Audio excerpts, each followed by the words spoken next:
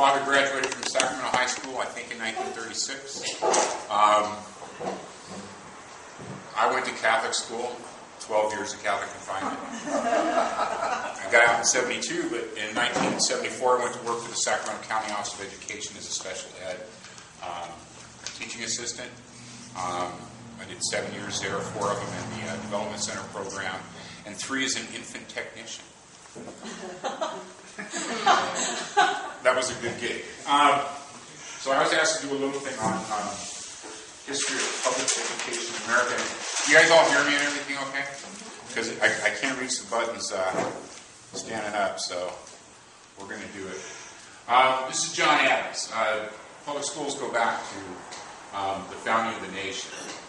And what he said was that the whole people, all of us, must take it upon themselves the education of the whole people and be willing to bear the expense of it. There should not be a district of 1 square mile without a school in it, not founded by a charitable individual, but maintained at the public expense of the people themselves. We had to take care of it. It had to be ours. We had to have an investment in it because he believed that was the way we would be emotionally invested in. These are our schools. They belong to us. But he was clear to say, not by a charitable individual, and we'll talk about those guys later, but by the people. So people's schools. Late 1700s to mid to 1800s, a gentleman by the name of Horace Mann worked to create a statewide system of professional teachers. There was a system of common schools based on the belief that everybody was entitled to the same content and education. Early on, all of our children would get a common education. It wasn't common in the sense that, well, it's just common and not cool. You know, not like English. These were common schools for all of the children. Okay? So we would all have the same experience. We were building a brand new nation, and we were all from different places. And more people kept coming. So we needed a place, we recognized there needed to be a place where we learned how to become Americans. So mostly he focused on elementary education and on preparing professional teachers. Connecticut adopted a system similar to Massachusetts in 1849. In 1952, Massachusetts passed a compulsory attendance law. It was that important that all children went to school. Not if you felt like it, but all children. It was that important. Anybody think of reasons that would be? People would think that was important. That all children go to school. Well, they're all learning common things, right? And assimilating immigrants. But it gave us our common experience. They felt that public education was the best way to turn, this is cool, the nation's unruly children into disciplined, judicious, Republican citizens. And most states, as we go through the 1800s, adopted a system similar to the one in Massachusetts, especially the program for normal schools to train professional teachers.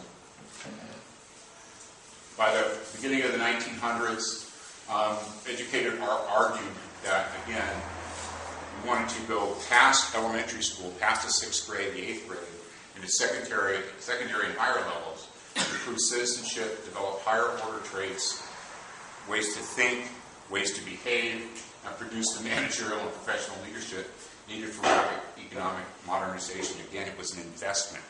It was an investment in our future. The commitment to expand education past age 14 set us apart from Europe for much of the 20th century. For most kids in Europe, unless they were wealthy, finished school in 6 years to 8 years, and then went to work or were apprenticed in the trades. And from 1910 to 1940, high schools grew rapidly in the United States. And it was at this time that the United States was producing a citizenry with a much higher level of education than almost every other country in the world, even England, even Germany. But the idea was that through schools, anybody could do anything. That we would end up coming out of school with a good education and equal opportunity to become anything that we wanted to be. High schools provided necessary skill sets for children planning to teach school and essential skills for those planning careers in white-collar work and some high-paying blue-collar jobs. Now, even though the war happened and upset everything kind of shut down, we went to war, okay? Try to imagine the boom that we had in the 50s, post-war, if we hadn't have taken this track. If all of our veterans and returning veterans had been graduates of 6th or 8th grade education only. If the women in America hadn't gone to high school, who would have manned the plants? Who would have had the skills to learn the skills they learned to do the war industries that we needed to do? Now, this rapid growth was facilitated by public funding, openness, anybody can come, gender neutrality. Public schools didn't have girls on one side, boys on the other. There was local, state control. It wasn't all from Washington, D.C. There was a clear separation of church and state. Again, it was religious neutral. It was open, and we concentrated on an academic curriculum, even for students that weren't going to go to college necessarily.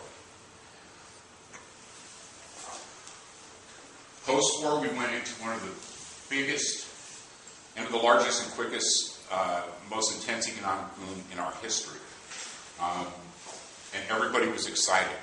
Now, part of the reason we grew so well economically was because every other manufacturing nation on the face of the earth, well, we sort of bombed the crap out of them. Think about it. Every place else, England, Europe, Japan, China, flattened. Not here. So it gave us a leg up.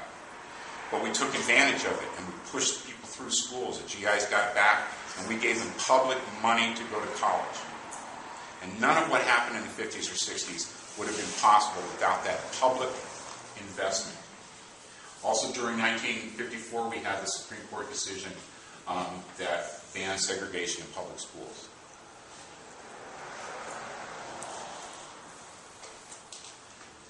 Now, in the 50s and in the 60s, in the South, after Brown versus Board of Education, we had the creation of other schools.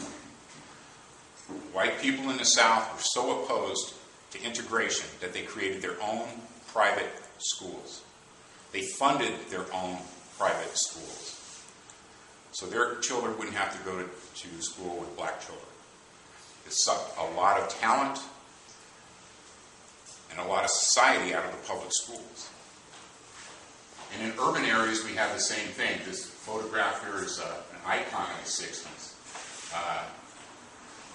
My relatives, the Irish immigrants in Boston, in South Boston, were not happy with integration.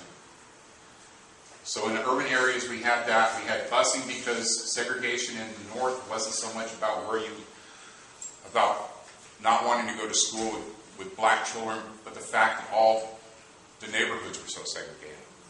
So we did cross busing. It was a horrible thing to live through.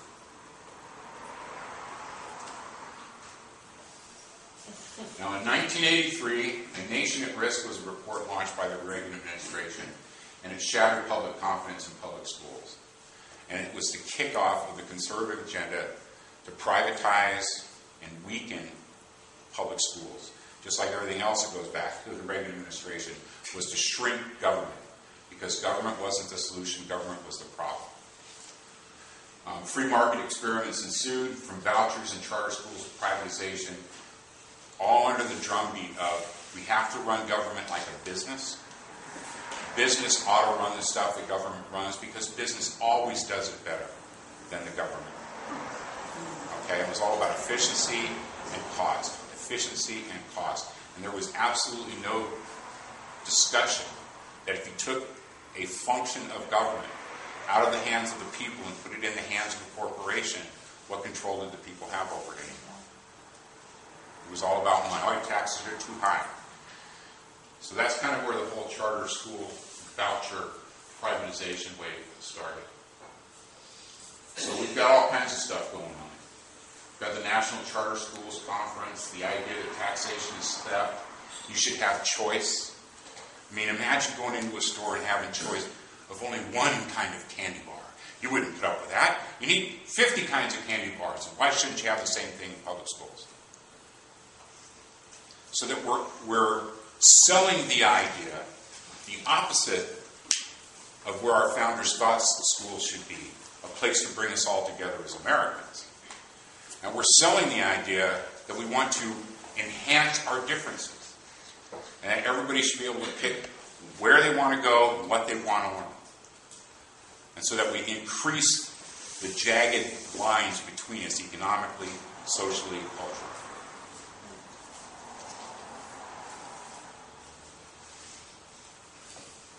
Plus, there's a bunch of money behind it.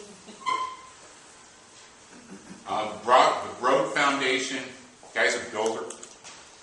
I don't know where he gets his money now, but you've got the Broad Foundation. Up there, you've got, I borrowed this from my cats. Yeah, right here I. Bill Gates, from the Gates Family Foundation. The Walton family, from Walmart stores, and Mikey Milken, a convicted felon. These are all guys that are saying, we're just doing this out of the goodness of our hearts. Like, Gates never built a computer to make money. He made computers to make us all happier. Money had nothing to do with it. It's a total accident that he's like the richest guy on the planet, the second richest guy on the planet. I'm one person that if really fat rich people are behind something, it smells bad. Because nothing the people who made the foundations have ever done was done for any reason other than to make a profit. It's just a transfer of wealth from regular old taxpayers to the corporations. It's just a different way of doing it. Now, in Sacramento, just the Broad Foundation, which supports charter schools and the privatization of charter schools, lists as one of its investments the Sacramento County Office of Education. I don't know how much money they sent to them, but they're listed on the Broad website as one of Broad's partners. Now, the Broad Foundation supported the county office in its work to create California's Common Core Initiative Commission. The objective of the commission initiative was to ensure that every state has high, rigorous, internationally competitive content standards so that all students have the reading and math skills to be college and career ready by the end of high school. The Common Core Initiative also seeks student achievement results that are comparable across states. The superintendent was a member of that commission, and the commission itself didn't have a logo for him, was funded by the Broad Foundation. There were members of the Broad Foundation on it, okay? And they talked early on, it was 2006, I think that report came out.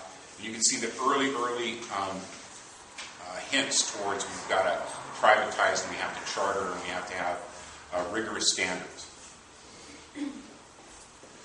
The Broad Foundation is also a partner with Stand Up, which is run by this guy, the mayor, and his girlfriend, who runs Students First. Students First is connected to Michelle, who's connected to Kevin, who is the founder of Stand Up and the birthplace of Margaret Fortune, who's connected to the county office. How now? Charter schools. Countywide charters. I'm not saying it's a conspiracy. Where's Raymond?